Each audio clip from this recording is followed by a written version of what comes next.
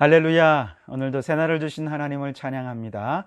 우리 하나님은 우리의 모든 삶 속에 함께 하십니다. 그 임마누엘의 주님을 오늘도 만나시면서 숨쉬는 모든 곳에서 하나님께 예배하는 이 하루가 되실 수 있기를 바랍니다. 자, 오늘 우리에게 주시는 하나님의 말씀은 잠언 21장 1절 한 절 말씀입니다. 잠언 21장 1절입니다. 제가 봉독해 드리겠습니다. 왕의 마음이 여호와의 손에 있음이 마치 본물과 같아서 그가 임의로 인도하시느니라. 아멘. 계속해서 잠언 말씀을 우리가 살펴가고 있는데요.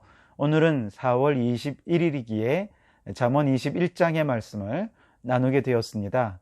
오늘 저는 1절 말씀만 나누지만 여러분 끝나고 난 다음에 꼭 21장 전체를 한번 읽고 오늘 하루를 살아가시기 바랍니다. 그래서 우리 잠언 말씀 한 달에 한 번은 꼭 다 읽을 수 있도록 그렇게 했으면 좋겠습니다. 아울러 1절 말씀은 암송해 보신다면 더 좋을 것 같습니다. 왕의 마음이 여호와의 손에 있음이 마치 본물과 같아서 그가 임의로 인도하시느니라. 아멘. 자, 여기 말씀에 보면 왕이 나오죠. 왕은 누구입니까? 왕은 통치자입니다. 주권자입니다. 그래서 그 왕의 마음이 어디를 향하느냐 하는 것에 따라서 그 나라의 미래가 결정이 되고 그 나라에 살고 있는 백성들의 삶의 질이 결정이 되는 것 아니겠습니까? 성경에 보면 솔로몬 왕 때 얼마나 번영을 누렸습니까? 하지만 좀 어두운 그늘이 있었는데요. 백성들이 너무 많은 노역에 시달렸다는 것이죠. 왜냐하면 성전도 너무 화려하게 짓고 또 수많은 국고성과 또 창고들을 많이 지었기 때문에 너무 많은 노역에 시달렸어요. 그래서 솔로몬이 죽고 그 아들 르호보암이 왕이 되었을 때 백성들이 여로보암을 앞세워서 이제 협상을 합니다.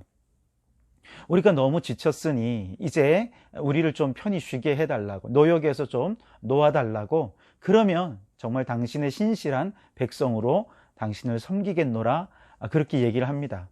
이때 르호보암은 이 제안을 두 가지로 고민하게 됩니다. 하나는 정말 백성들이 너무 지쳐서 정말 그들에게 쉼을 주어야 되는가?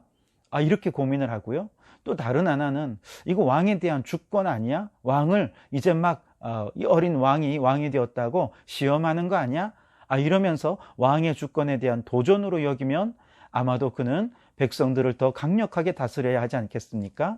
이 둘 중에 너무나도 고민을 하게 됩니다. 그러다가 결국 르호보암의 마음은 어디로 향합니까? 후자로 향합니다. 백성들이 왕의 주권을 침범하고 도전하고 있다고 결론을 내린 것이죠. 마음이 그쪽으로 흐르니까 백성들에게 말합니다. 나는 너희를 더 강력하게 다스릴 것이다. 그러자 이에 반발한 여로보암이 그를 중심으로 해서 10개 지파를 데리고 북쪽으로 가서 나라를 세우죠. 그래서 그때부터 남유다와 북이스라엘로 나뉘어진 것 아니겠습니까? 참 너무나도 안타까운 일들이 있게 된 것이죠. 이처럼 왕의 마음이 어디를 향하느냐 하는 것에 따라 나라의 운명도 결정되고 백성들의 삶도 결정되는 것이기에 왕이 얼마나 중요한가 하는 것입니다. 또 다른 성경에 보면 다윗이 왕으로 통치할 때 크게 두 번 실수하는 게 있었는데, 하나는 밧세바를 욕보인 사건이죠. 아주 유명한 사건이죠. 또 다른 하나는 역대상 21장 말씀에 다윗이 사탄의 충동을 받아서 인구조사를 실시한 내용이었습니다. 이 인구조사를 통해 만약에 정말 나라의 근간을 세우고 조세 제도를 확립하고 그래서 나라의 미래를 위해서 이 조사를 꼭 해야 되는 그런 조사였다면 두말할 게 뭐가 있겠습니까? 당연히 그런 조사를 해야죠. 하지만 다윗의 마음속에는 나라의 미래보다는 자신이 지금까지 쌓아온 업적을 자랑하고 싶었던 것입니다. 거기에 만족해하고 뿌듯해하는 마음을 갖고 싶었고 이것을 과시하고 싶었던 마음들이 있었던 것이죠. 이런 마음을 누가 간파했느냐? 군대 장관 요압이 이미 간파하고 있었습니다. 그래서 군대 장관 요압이 다윗에게 이것은 하나님이 기뻐하지 않는 거라고, 하나님의 주권에 대해 이것은 도전하는 것이고 범죄하는 것이니 이 명령을 철회해 달라고 요청하지요.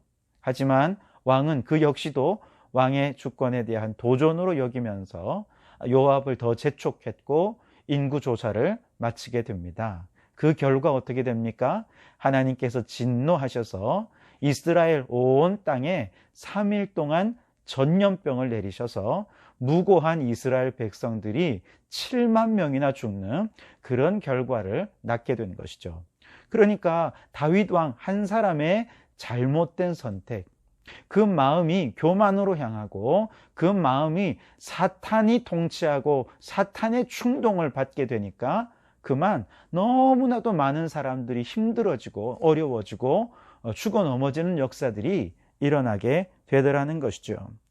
그래서 여러분, 우리의 마음이 어디를 향하고 있어야 되느냐? 우리의 마음은 누구의 손에 있어야 되느냐? 사탄의 충동에 놀아나서는 안 돼요. 내가 내 마음의 주인이 되어서는 안 되고 오직 여호와의 손이, 그분의 능력이, 그분의 힘이 우리를 주관하시는 것이 되어야 한다는 것이죠.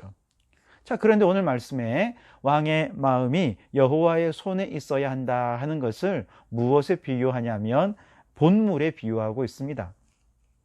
본물은 뭐죠? 농사를 짓기 위해서 보를 쌓고 그 보 안에 물을 가두어 둔 이것을 본물이라 그렇게 얘기하지 않습니까? 그래서 비가 많이 오면 물을 가두어 두었다가 비가 안 오면 그 본물을 흘려보내서 농사를 잘 짓고 열매를 맺게 하는 바로 그런 관계 시설이 바로 보입니다. 그래서 이때 이 보에 물을 가두어야 할 것인지 아니면 이 보에 물을 흘려보내야 할 것인지 이걸 고대 시대에는 누가 정했느냐? 왕이 정했다는 것이죠. 그런데 왕이 이걸 잘못 판단해 가지고 물을 내보내야 하는데 만약에 너무 늦게 내보냈어요. 그러면 식물들이 그만 말라 죽거나 아니면은 그 알곡이 차야 되는데 그 알이 제대로 들지 못해서 그만 농사를 망쳐버리게 되죠. 혹은 반대로 물을 너무 안 내보내도 되는데 계속 물을 내보내면 나중에 정작 물이 필요할 때 내보낼 물이 없어서 역시 농사를 망쳐버리게 되는 것입니다. 그런데 이렇게 한 나라의 왕의 마음은 이렇게 세워진 보와 같다는 거예요. 보와. 그리고 그 보를 임의로 움직이는 분, 보의 문을 열었다 또 내렸다 닫았다 하는 분이 누구냐? 바로 여호와 하나님이라는 거예요. 우리 하나님께서 그 본물을 임의로 움직이셔서 인도하셔서 정말 하나님의 뜻대로 잘 다스린다면 그 왕이 하나님의 명령에 순종해서 하나님의 뜻대로 선택하고 하나님의 뜻대로 그 마음을 결정한다면 온 백성들은 평안합니다. 본물을 제때 열고 제때 닫아서 백성들이 열심히 가꾸고 농사짓고 수고한 밭의 곡식들이 얼마나 알알이 알곡이 되는지 몰라요. 좋은 열매를 맺게 됩니다. 하지만 왕의 마음을 사탄에게 내주어서 사탄의 충동을 따른다면 백성들은 수고한 그 모든 수고들이 정말 수고는 수고대로 해놓고 아무런 열매도 얻지 못하게 되는 정말 그 모든 수고가 헛된 것이 되어버리고 마는 것이죠. 시편 127편 말씀에 이렇게 말씀하십니다. 여호와께서 집을 세우지 아니하시면 세우는 자의 수고가 헛되며 여호와께서 성을 지키지 아니하시면 파수꾼의 깨어 있음이 헛되도다. 그렇게 말씀하십니다. 여러분, 이 백성들이 이 개인의 집을 말하는 건 아닐 겁니다. 나라의 여러 국고성과 또 성을 짓기 위해서 얼마나 노력으로 봉사하고 시간을 투자하고 얼마나 노력을 합니까? 그런데 여호와께서 집을 세우지 않으면 다 헛되다는 것입니다. 군사들이 밤새도록 깨어서 파수를 한다고 한들 여호와 하나님께서 그 성을 지키지 않으시면 결국은 적군들이 와서 다 무너뜨려 버리고 약탈해 갈 수밖에 없다는 거예요. 다 헛된 것이 되고 그 모든 수고가 허사가 되어버리고 만다는 것이죠. 이 모든 것을 헛되게 만드는 게 뭐냐? 왕이라는 것이죠. 그래서 그 왕의 마음이 여호와의 손에 있어야 한다는 것이죠. 하나님께서 열어주시는 쪽으로 마음이 흘러가도록 하고 하나님께서 인도하시는 쪽으로 결정하고 선택할 때 하나님께서 그 성을 든든히 지키시고 그 나라를 지키시고 그 인생을 축복해 주시는 것입니다. 여러분, 지난 역사상 하나님을 무시하고 인간의 지도력과 강력한 군사력만 의지해서 세워진 수많은 제국들이 있지 않았습니까? 그 수많은 제국들 지금 다 어디 갔습니까? 아직까지 남아있는 제국이 하나도 없습니다. 다 무너졌습니다. 이사야 40장 7절에는 이와 같은 것들, 인생들은 얼마나 허무한 것인지 풀과 같고 들의 꽃과 같아서 결국은 다 마르고 시들어버린다. 그렇게 말씀하고 있습니다. 여러분, 오늘날 안타깝게도 정말 지식이 발달하고 기술이 발달하면 할수록 사람들의 마음은 이렇게 점점 하나님을 밀어내고 있습니다. 하나님의 주권을 인정하기보다 자신이 주인되어 살아가며 사탄의 충동을 따릅니다. 그래서 니체 같은 사람은 신이 죽었다 그렇게 선포했습니다. 또 마르크스 같은 사람은 종교는 아편이다 그렇게 하면서 하나님을 대적했습니다. 그리고 요즘은 인간의 생명조차도 얼마든지 과학기술이 발달하면 다 복제도 할 수 있고 또 창조도 할 수 있다. 이제는 인간이 신이다. 호모 데우스다. 인간은 신적 존재다. 그렇게 생각하면서 과학기술의 힘을 공언하는 사람, 그러면서 하나님의 주권에 도전하는 교만한 사람들이 점점 늘어가고 있다는 것이죠. 그러나 잠언 16장 8절에 교만은 패망의 선봉이요 거만한 마음은 넘어짐의 앞잡이라 그렇게 말씀하셨습니다. 하나님을 대적해서 교만의 바벨탑을 쌓은 인류는 결국 뿔뿔이 흩어져 버리고 말지 않았습니까? 이것을 잊지 말아야 한다는 것입니다. 전도서 12장 13절에 이래 결국을 다 들었으니 하나님을 경외하고 그 명령을 지킬지어다. 이것이 사람의 본분이니라. 아멘. 사람은 본분이 있다는 것이죠. 그 이상이 되어서는 안 되는데 모든 인간의 본분은 무엇입니까? 하나님의 명령에 순종하는 것. 그 마음의 주권에 하나님이 있어야 한다는 것을 말씀하고 있는 것이죠. 전도서 5장 2절에도 하나님은 하늘에 계시고 인간은 땅에 있다 그렇게 선포하십니다. 여러분, 땅에서 우리가 바라보는 것은 눈앞에 있는 것만 바라보잖아요.